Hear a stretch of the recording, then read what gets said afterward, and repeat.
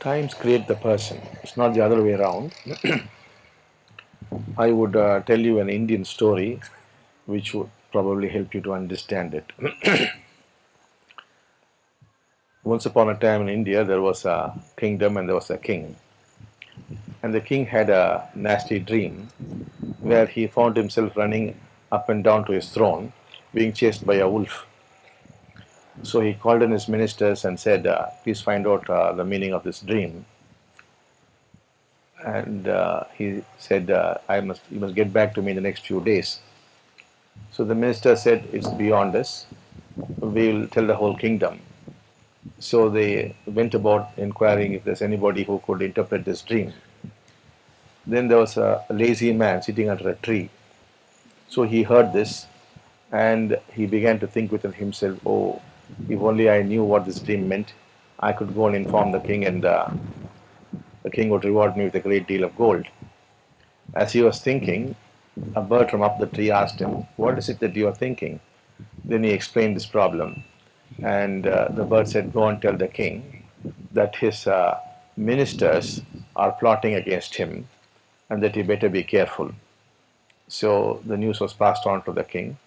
The king took immediate steps and was very grateful to the interpretation of the dream and called in the man and greatly rewarded him. Now, before that happened, he had promised the bird that whatever the king gives, he would give the bird 50% of the wealth, and he would have 50% to himself. But as he was coming back from the king and was passing by the tree, he pretended not to look at the bird and walked away with all the gold.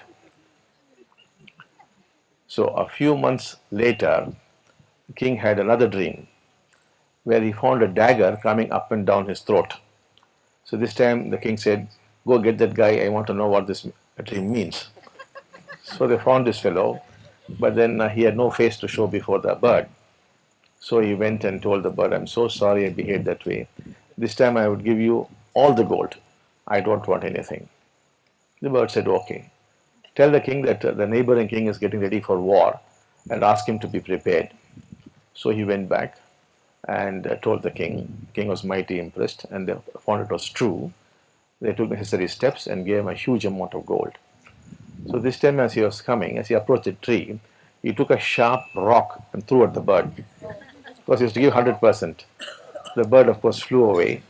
Then he went back. A few years rolled by. The king had another dream. This time he found a lamb licking at his feet. And he said, go get the guy now. So they again caught him.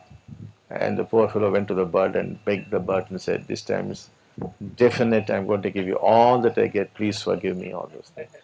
The bird said, okay, tell him that there's going to be peace and prosperity in his kingdom, that everything is going to be very wonderful. So he went and told, and the king said, yes, it is indeed true. Everything is very nice, there's peace, prosperity, everybody is happy, everybody is well behaved, and gave a lot of gold. So this time he came and gave all the gold to the bird. And the bird laughed and said, who wants this gold? What would I have any use for this gold? The first time you behaved that way because people were cunning in those times. The times were such, the energies were such that people were cunning and therefore you were cunning. The second time when you misbehaved, the times were such, the energies were such that people were cruel, therefore you were cruel. Now the times have changed, the energies have changed, people are kind, compassionate, honest and loyal, and that's how you're behaving, it's fine. So the story illustrates that people behave according to the times and the energies.